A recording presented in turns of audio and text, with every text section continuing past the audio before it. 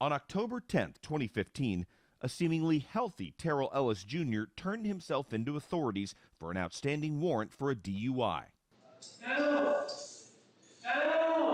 Less than 2 weeks later, jail surveillance video captured the sounds of his repeated pleas for help over several days from his isolated cell. In the roughly 1 hour of video obtained by CBS News, several employees can be seen and heard walking by his cell and mocking as he screams.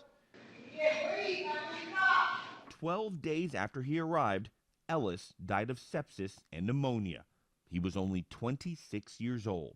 I know he was wanting to turn himself in because he was trying to better himself. Garrett Ellis says his brother Terrell wanted to turn his life around for his young son after a string of run-ins with the law, including convictions for driving with a suspended license and drug possession.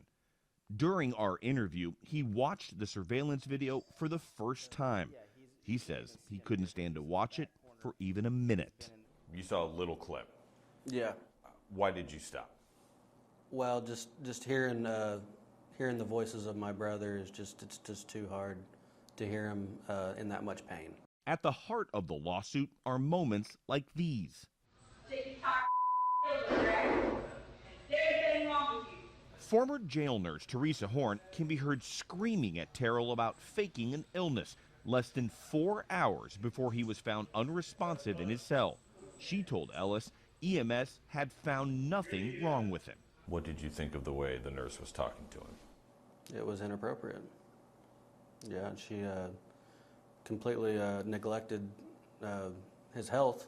We had contact from inmates, and then we had contact from family members who were really concerned about what had happened to Terrell because he had gone into jail healthy. Ellis family attorney Dan Smolin is now leading the wrongful death and negligence lawsuit against the jail, former employees who have since left, and the sheriff's office.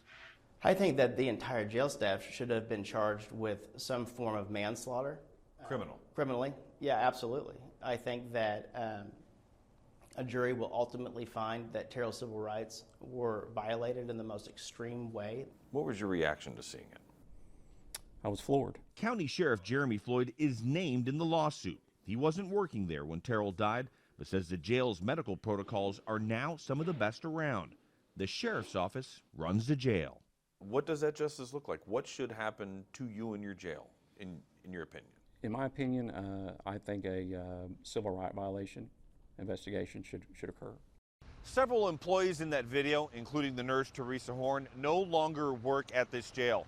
But an attorney for Horn released a statement that said the videos do not show the complete picture and are only one piece of potential evidence. It's also worth noting that the attorney for the family says the FBI has reached out to him and they are requesting more information about the case. Omar Villafranca, CBS News, Miami, Oklahoma.